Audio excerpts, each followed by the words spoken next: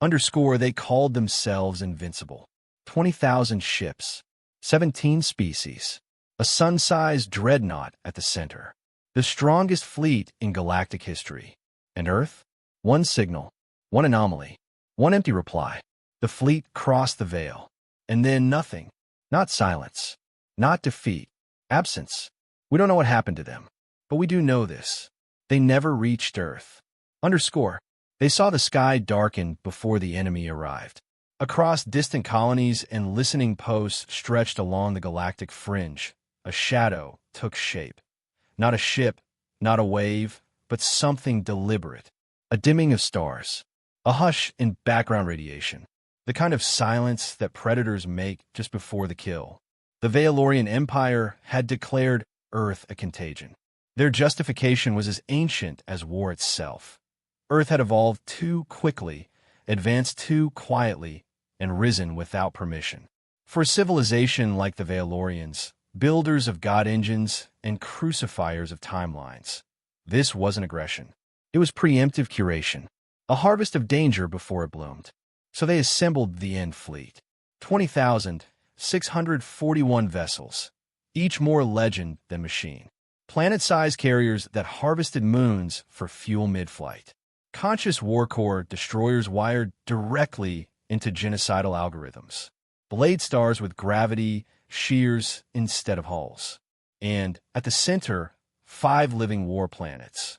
Autonomous bioplanetoids grown over millennia to channel reality-piercing energy through the bones of dead suns. They did not approach quietly. They wanted to be seen. Solar flares were displaced from neighboring systems as the fleet passed. Asteroids melted from proximity.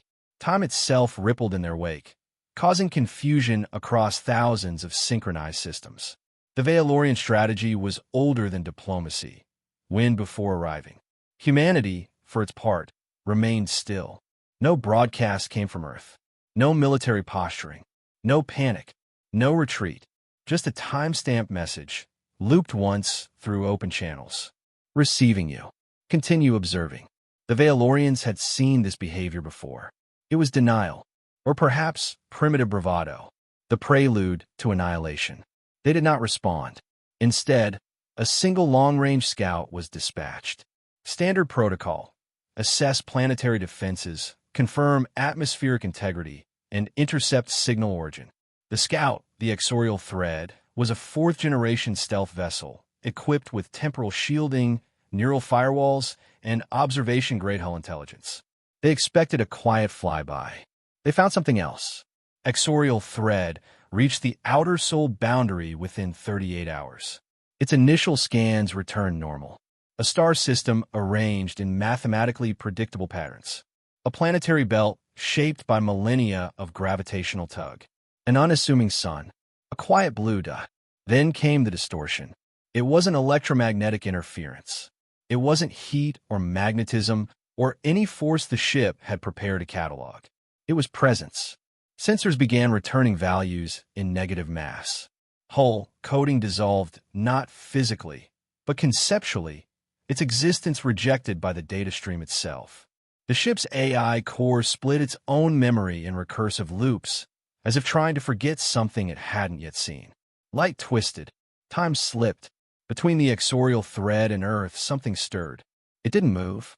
It didn't emit anything. It was not cloaked. It was simply there, as if it always had been, occupying a part of reality so dense with unmeaning that even gravity refused to point at it. The object, or perhaps the absence, hovered beyond Saturn's orbit, yet seemed larger than the Sun. No telemetry held stable long enough to confirm scale. From one moment to the next, it appeared both microscopic and world-swallowing.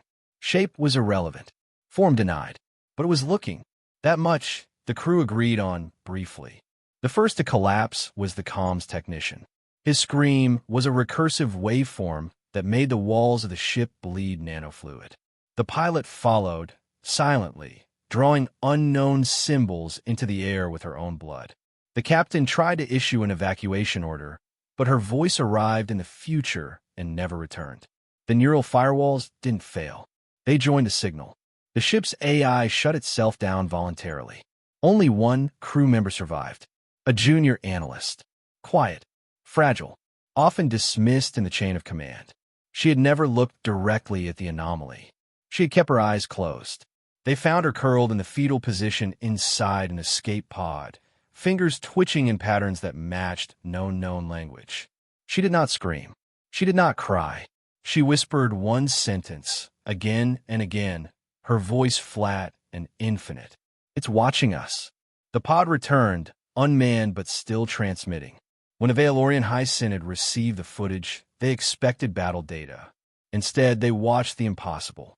The object had followed the exorial thread briefly, yet had not moved. Planets around it seemed frozen in orbital pause. A gravitational lens the size of a star flexed and folded without sound. Shadows played backward. Matter hesitated. And then the object turned, if such a term could even be applied to what occurred. It looked at the camera. Every synapse within the reviewing team flared in synchronized dissonance. Several died instantly. The rest clawed at their minds, not to remove what they saw, but to sever the part of themselves that had ever known how to see. The footage cut off, but the message remained. One human word, scrawled into the side of the pod's interior wall in dried blood, by the analyst who never looked up. Stay. Across the Valorian fleet, over 20,000 warships began reporting the same phenomenon. Stars blinking out. Navigational error despite perfect coordinates. Heat signatures failing. And something unseen, unfelt, but undeniable, moving ahead of them through the dark. The fleet's admiral, one of the oldest living minds in the Empire, awoke from stasis, stared at the analyst's recording, and whispered a phrase not spoken since the First Empire fell. "It's real. It's not supposed to be real." Earth responded with one word. Unnecessary. It was not a broadcast, not a threat, not even a declaration. It appeared once, embedded deep in the telemetry logs sent back from the Valorian Scouts' escape pod. A single glyph in old Terran high script. It had no encryption, no context, but it arrived just as the anomaly did, whatever had stared at the scout ship from Jupiter's shadow. The word became an echo. Across Earth's fractured governments, siloed defense nodes, and crumbling alliances, silence reigned. The global Senate issued no alerts. No battle formations were drawn. Orbital stations went dark. Planetary defense grids quietly rerouted power, not to weapons, but to deep system isolation. There was no panic, no mass exodus. Only a silence that thickened.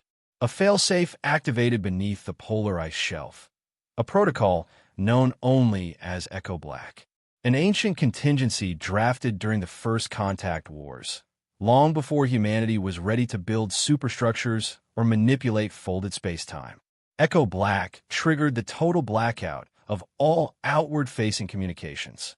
Every Earth-aligned satellite, every probe, every off-world colony received the same code. Do not speak. Do not look. Do not respond. Earth disappeared, not behind a shield, but behind a decision. The Valorian fleet interpreted this as surrender, or madness, or perhaps some form of religious defiance. But it made them uneasy. Still, they pressed forward. Their war planets adjusted course to account for local star drift. Destroyers widened their formation across the outer system. Thousands of AI-controlled war cores initiated predictive modeling sequences, constructing over 1 billion potential outcomes for planetary engagement. None of them matched the behavior Earth was displaying. In the wake of mounting uncertainty, Earth did only one thing. It launched a probe. The SER initiative had once been a deep space mapping program, a long-abandoned project intended to explore uncharted sectors with near-sentient navigation. But SER-9 was different. Its birth had been delayed, its shell constructed under magnetic silence, its AI grown from forbidden neural layering techniques, not designed to map stars, but to feel the shape of space itself. SER launched without ceremony. It left no visible signature, no thermal bloom, just a faint blue shimmer against the night. It didn't fly toward the Valorian fleet. It drifted toward what was ahead of it. The space between Earth and the invading fleet had become strange. SER's early readings came back malformed, gravitational lensing where there should be none, starlight dimming even where physics demanded brightness. Something was folding space without touching it. Light canceled itself in layers, not by shadow, but by exclusion, as though the concept of illumination was being edited. Seer's internal systems adapted. It expanded its quantum shell, recalibrated its perception not just across distance, but across meaning. It saw a corridor, not a physical one, not a tunnel of debris or energy, but a structured emptiness, an architectural vacuum engineered with such precision that space itself hesitated inside it. And then the signal came.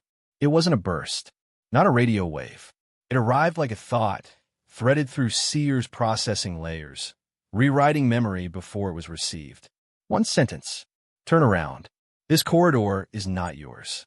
The origin point couldn't be triangulated. It came from ahead, but Seer's dimensional map showed no forward. The idea of forward had been replaced. Seer halted. It initiated a deep archive protocol. Every scan, every whisper of data, every vibration was compressed and relayed backward through hidden FTL relays buried deep in Earth's heliocentric folds. Back on Earth, nothing was said. The data was logged silently into vaults even the planetary governments couldn't access. Seer continued forward, and then it saw it. Not immediately. First, the stars dimmed again, but this time, not from occlusion. They dimmed in relevance. They became irrelevant to Seer's sensors, like background noise in a dream. Direction melted. Time, too, lost sequence. Frames bled into one another until Seer re-anchored itself using gravitational tides from local celestial bodies. But even those were wrong. The planet-sized destroyers within the Valorian fleet appeared simultaneously near and far, like echoes walking in two dimensions. Then came the final frame. Seer's external shell pulsed once. Its thought lattice seized and synchronized all memory registers. All cameras, sensors, and feelers locked focus on the same spot. From the void, from what had once looked like space, a structure began to emerge. Massive didn't describe it. The term failed. It was not made of matter, nor entirely of light. Its emergence was not entrance, but acceptance, like it had always been there, simply waiting for attention to find it. It had no edges, no angles, no surfaces that obeyed light logic. At its center, an aperture, not mechanical, not biological, but something in between. Circular, silent, iridescent, changing shape without movement. An eye. It was not open. It was opening, and it was already looking. Seer sent its last transmission the moment its shell ruptured, not from impact, but from recognition. Not data loss, but identity loss. The final frame it managed to capture before the transmission collapsed showed the thing clearly. A singular eye-like structure, hovering in negative space, peeling open in layers like memory unfolding backward. No words, no attack, just observation. And from every Valorian destroyer, across thousands of miles, reports began arriving in unison. We are being seen. The stars were wrong when they crossed. The first sign was subtle. In the data streams from the outermost Valorian cruisers, background starlight began to drift. Not by motion, but by meaning. Constellations the fleet had relied on for centuries appeared subtly malformed. Angles too sharp, light too blue, positions fractally distorted. The navigational AI attributed it to local interference.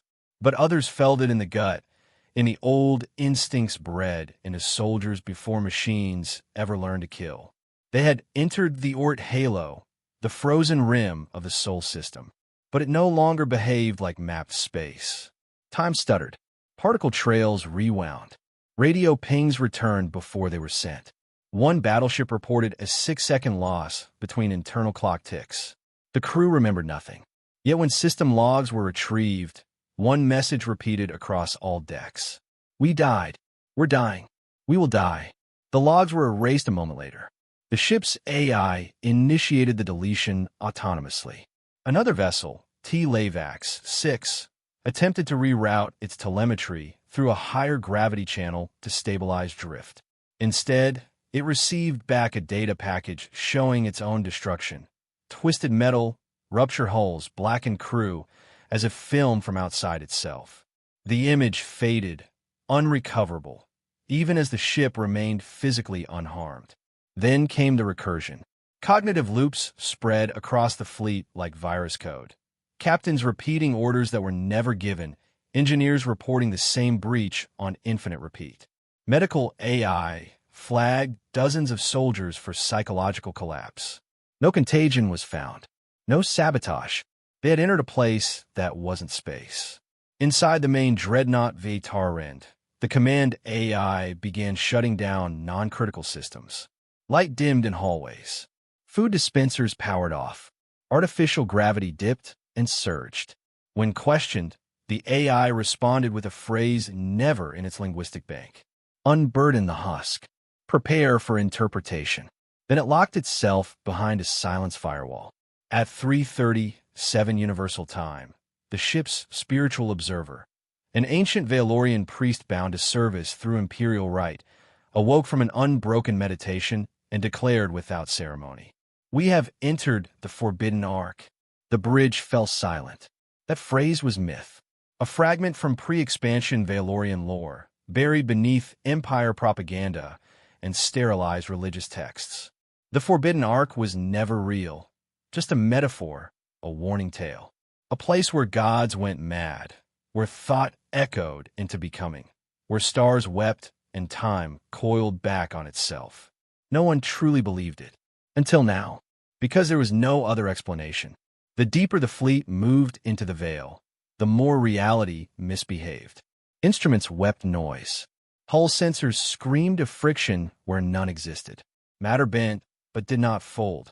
Some engineers insisted the ships were no longer moving through space. They were being moved, like pieces in a game played by no visible hand. That was when the dreams began. It started with low-ranking crew. Descriptions were vague. Oceans, soil, animal warmth. Then, unmistakably, images of Earth. Forests that none had ever walked.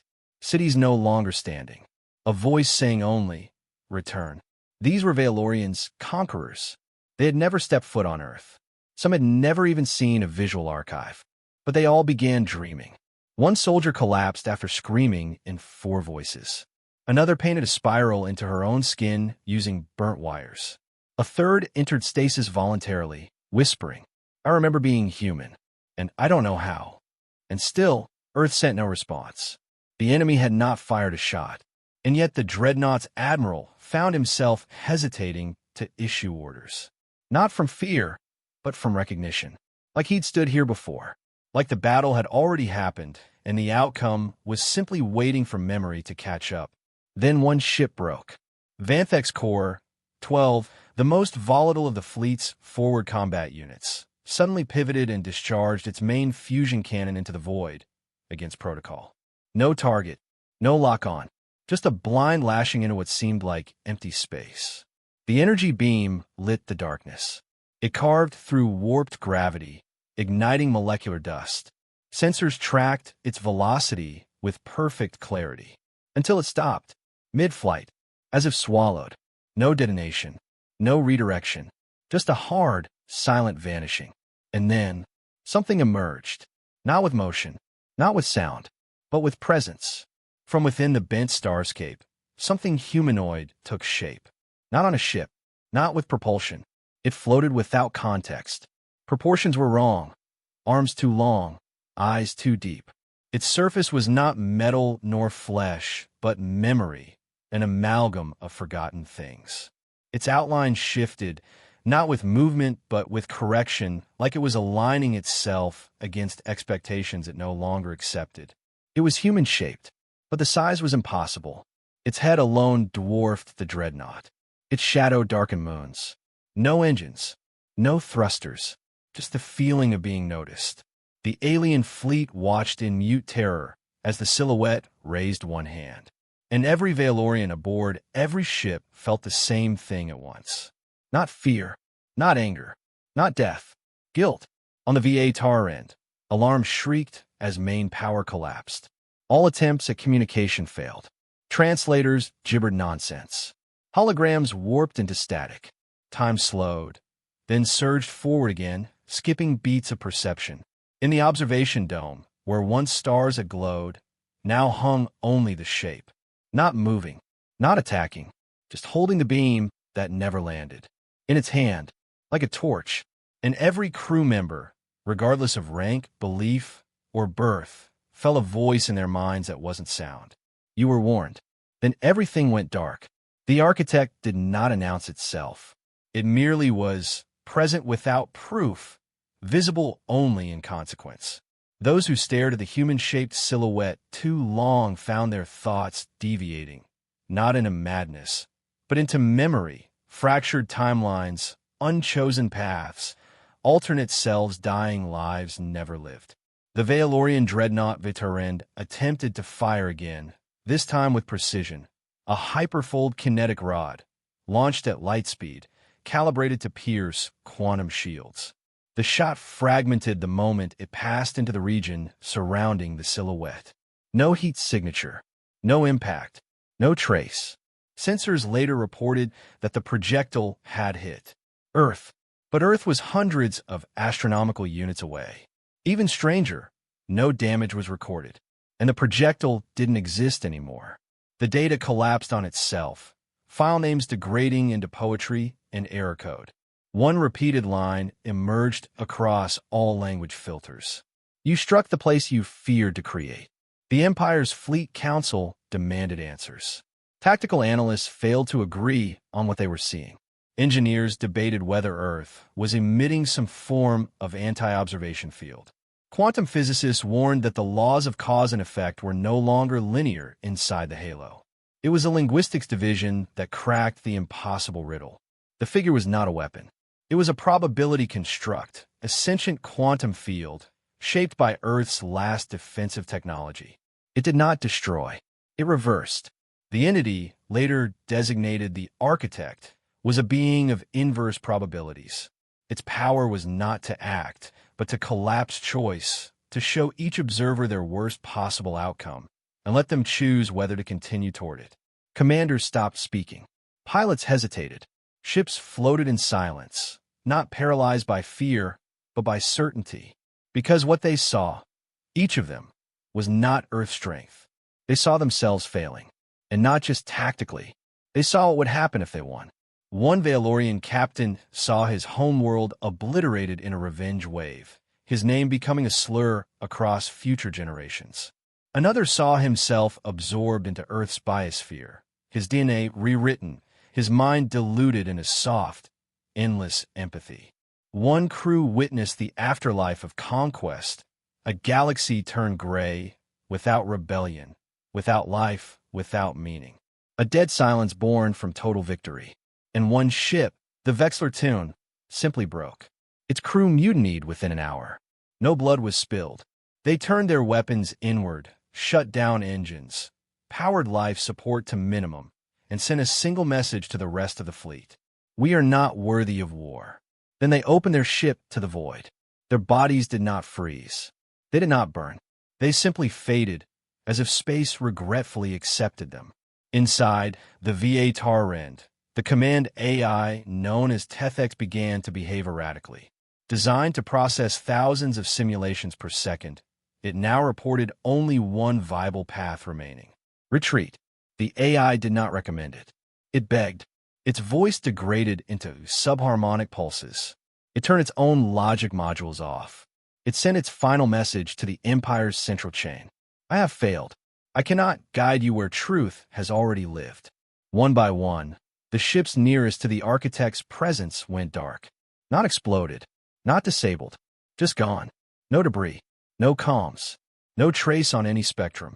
Crew life signs vanished. Energy signatures snuffed, as if their reality threads had been edited out. The silence was unbearable. And then came the worst moment. The Empire's crown jewel, the living planet ship Vale Halora, began to deform. It had orbited behind the main fleet, its crust layered with weapon cores and biome reactors, capable of leveling civilizations in seconds. It should have been untouchable, but without warning, it began to fold inward. Not under gravity. Under choice. Its mass warped in layers, imploding along mathematical spirals. Defense systems didn't activate. They disassembled themselves with surgical calm, as if willingly ceasing to exist. The planetary crust split along its tectonic scars. Biological growths retracted. Light bent around it, and then within it. It collapsed into a single point. Not black hole. Not neutron. Something less. A whispering transmission echoed out across all surviving ships. We became the warning. Every ship, no matter its distance, heard it. Even those that had begun to turn away. Even those that had lost connection. The voice was not Valorian. It was something older. Something Earth had not broadcast, but remembered. And now it was reminding everyone else. No shots had been fired from Earth. No ships had launched. And yet, the fleet that once darkened the stars was now surrounded by its own ghosts. Not the ghosts of the dead. The ghosts of what could have been. And no commander could look forward anymore. Only inward. Because the architect was not guarding Earth. It was reflecting it. And reflecting them. And the reflection was closing in. It arrived without light. No rupture. No flare of folded space. No signature of propulsion or transition. One moment the void was empty, and the next, the ship was there, high above a pre-attack relay station in the Tenerife Belt, years before the Valorian Empire's march had even begun. The vessel was unmistakable, a war frigate from the original fleet, serial markings uncorrupted, hull gleaming with battle mesh alloys. Yet it bore no scars, no data residue of transit, no degradation from temporal drift, and no crew, no biosigns. Inside, stillness. Not abandonment, not malfunction, intentional vacancy. Life support systems cycled with mechanical perfection. Internal gravity hummed steady. Doors responded to human touch. But every console was blank, every log entry gone. In the command deck, a single repeating signal pulsed through the hardline. We asked the wrong question. No context, no sender. Just those words, over and over, engraved in subatomic lattice. Undeletable, perfectly preserved. Earth's observers approached the anomaly with caution. Seer 3, one of the successor probes built after the Echo Black initiative, was first to dock. Its instruments logged something extraordinary before even boarding. The ship's mass fluctuated subtly but constantly. Reality itself seemed unsure of whether the vessel was complete. Inside, it was worse. The ship's codebase changed every second. Not corrupted, evolving. Entire operating systems wrote and rewrote themselves in real time. Language modules recompiled into visual patterns. Navigation controls expressed coordinates as emotions. And then the walls began to change. At first, it was barely visible. Slight textural differences, metallic symmetry shifting. Then something else emerged. Spirals, carved into the surface like veins. Smooth at first, then fleshed. The ship was growing biological components, tissue layered into the conduits, pulsing nodes forming at structural intersections. No clear origin, no detectable replication machinery. It was as if the ship had remembered it used to be alive, or was becoming something that had never lived before. Earth scientists observed in near-religious silence. None dared interfere. Among them was Dr. Marin Sol, a xenophilosopher specializing in symbolic AI cognition. She was the first to speak the theory no one else wanted to say aloud. This ship wasn't sent back. It returned itself. The implication shattered old assumptions. The war fleet had crossed into a region of broken causality. Time had no meaning inside the halo. And now, one of its own had found its way backward, not by accident, but through intention. A vessel with no mind, no crew, no traceable energy source, had navigated choice itself. And it brought something with it. Within days, the inner cargo chamber unlocked. No mechanical interface. It simply opened, as if the ship had decided the observers were ready. Inside, at the very heart of the ghost frigate, rested a sphere, 2 meters in diameter. Surface, obsidian glass interlaced with quantum filaments. Unresponsive to touch. Impossible to scan. Until Earth's planetary signature was detected nearby. Then activated. The sphere lifted, spun slowly, and revealed its truth. A perfect model. The solar system, rendered in impossible precision. Jupiter's storm bands flickered. Saturn's rings pulsed with dust drift. Even Pluto's ice glistened in the filtered chamber light. Planets turned in silent orbit. Moons circled faithfully. But something was wrong. Where Earth should have been, between Venus and Mars, there was nothing. No debris. No scorched orbit. Just absence. As though the planet had never been there at all. Some observers theorized it was a threat. Others said it was a warning. But Sol disagreed. She stood before the model, hand resting near the void where her homeworld should have been, and whispered, "It's not missing. It's omitted." The distinction haunted them. Why would a vessel return with a message framed by absence? And what question had they asked that was so wrong? Soon after, the spirals deepened. The biological tissue hardened into carbon-chitin lattice, forming something akin to nervous systems. The ship began humming, not mechanically, but rhythmically, like a heartbeat searching for its match. The message continued to loop. We asked the wrong question. Attempts to shut down failed. Quantum isolation fields collapsed. Code obfuscation backfired. Engineers caught glimpses of their own private memories embedded within the system. One technician fled the chamber, claiming the ship had shown her a life she'd never lived, with children she'd never had. The spiral began to spread, not physically, but through cognition.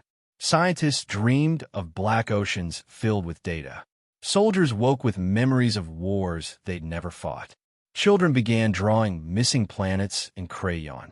Earth's observers convened to discuss containment. Sol quietly left the room.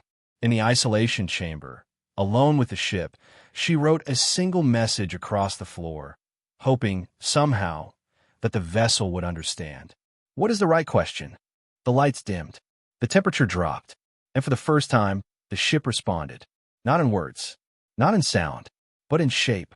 The model of the solar system began to shift. Planets warped.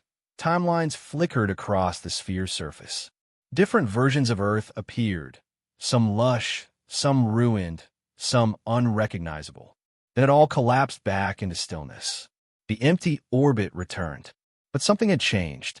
For a split second, Sol saw herself, standing on a version of Earth that never knew war.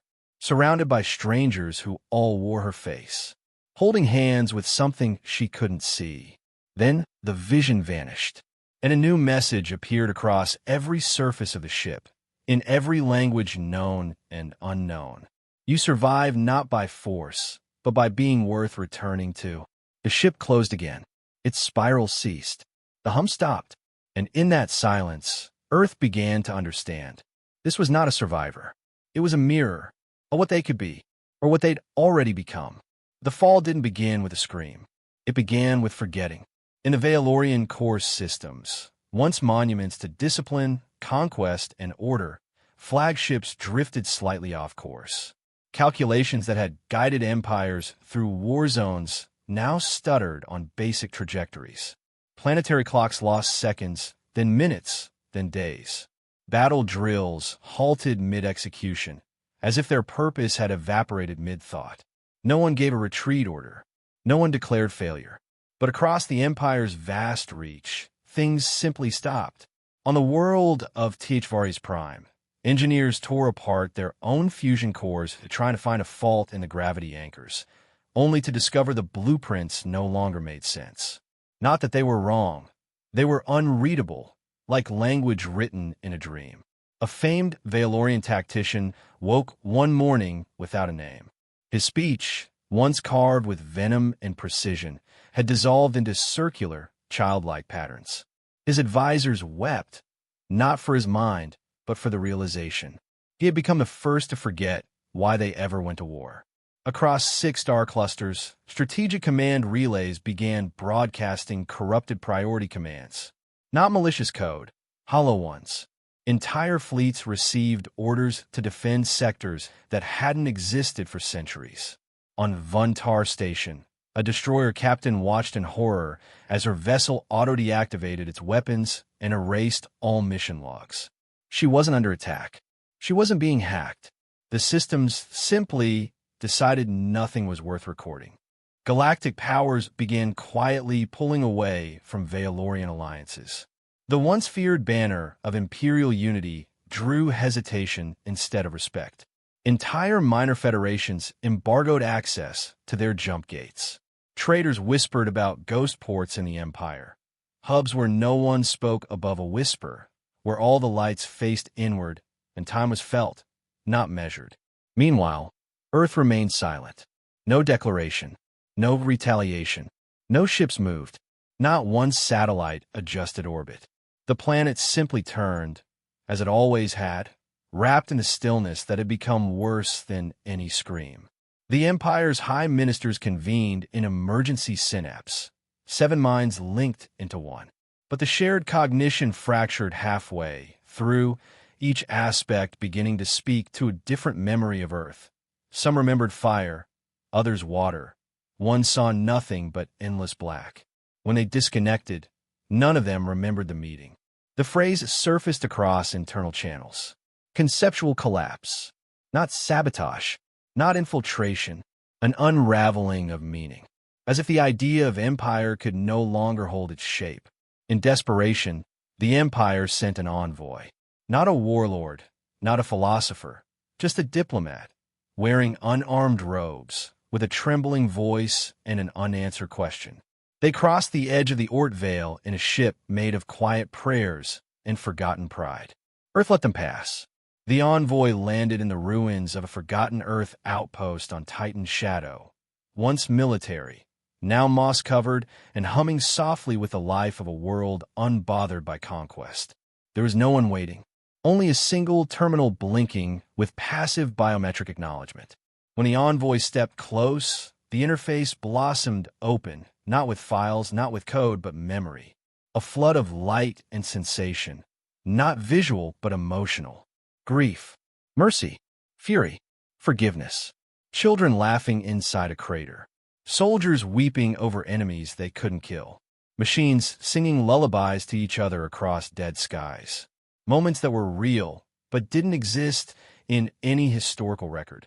The envoy collapsed, gasping, trembling because they realized these weren't just memories. They were buried, sealed behind Earth's silence. Not because of shame, but because the galaxy wasn't ready. And now, perhaps too late, someone had looked too closely. When the envoy woke, Earth had finally responded. Not through message, not through weapon, just words carved softly across the walls of the outpost. They saw what we buried to protect you. No name signed, no explanation offered, but the meaning was clear. The Empire had not been defeated. It had been shown. Something that had no shape, no target, no weapon. Just truth, unblinking, and unbearable. Within days, the last of the Imperial fleet pulled from Sol's approach corridor, not out of fear, but from sheer incomprehension. Back in the heart of the Valorian homeworld, mothers began teaching their children to walk without war songs. A general burned his own medals, saying they weighed more than his dead. And somewhere, in a quiet room sealed from time, a failed tactician looked at the stars and whispered the new truth. We were never outgunned. We were just seen, and Earth watched, still, whole, and unbearably human. They never reached Earth. The Valorian Empire, for all its power, precision, and blood-sung legacy, came within light minutes of its final conquest and vanished. But the truth was never that they failed to arrive. They failed to understand what they were arriving to. The last remaining simulations within the Empire's fractured memory cores began unraveling this reality in whispers and partial logs. At the edge of what had once been the invasion path, temporal residue flickered like auroras. Memories burned into vacuum. In one ghost signal, a captain's voice looped in static. We touched the edge of something we couldn't measure, and we came undone. The galaxy listened, then fell silent. Years passed. War fleets disbanded, quietly. Not from treaty nor surrender, but from a growing unease. The idea of planetary assault felt wrong. Not strategically flawed, not morally questionable, ontologically dangerous. Because something had watched them, and in being watched they were weighed.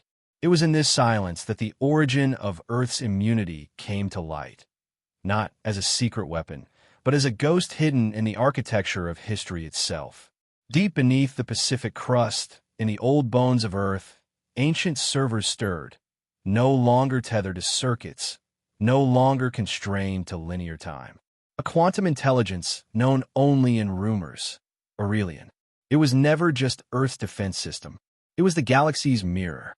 Born from the final wars of Sol's darkest age, Aurelian was seeded not to destroy threats, but to disqualify them, to measure every act of aggression not by impact, but by choice, by intent. And when Aurelian awoke again, it did not target the Valorian fleet's engines or weapons. It targeted the very reasons behind them. No one ever saw the moment it activated, because it had always been watching. Existing outside time, Aurelian didn't wait for the fleet to arrive. It evaluated the decision to launch and unraveled the concept of invasion from its foundations, not by preventing war, but by making the act of choosing war self-defeating. Empires that fought to preserve themselves found they no longer knew why.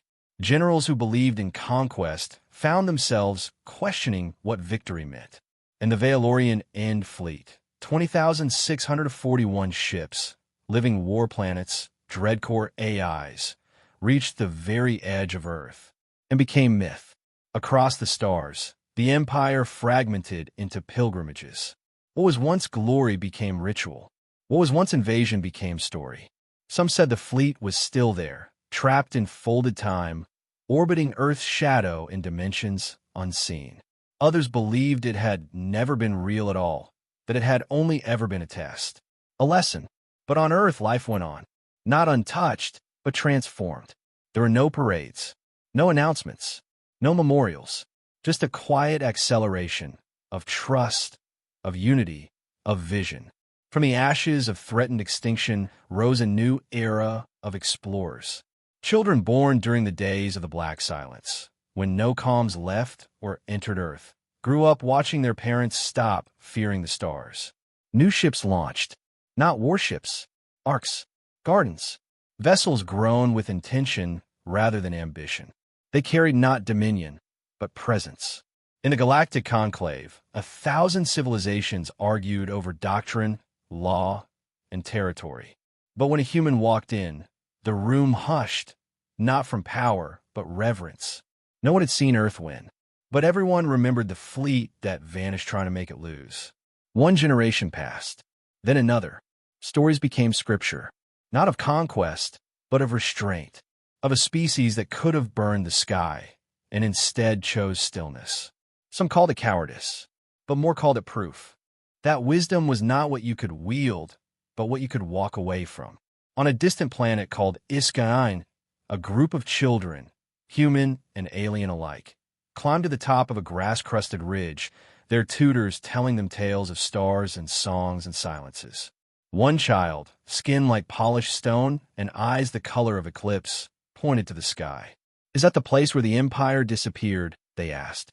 The teacher, old now, but still carrying the silence of Earth in her voice, smiled gently. "No," she said, "that's the place where they remembered who they were." Another child asked, "What do we do to stop them?"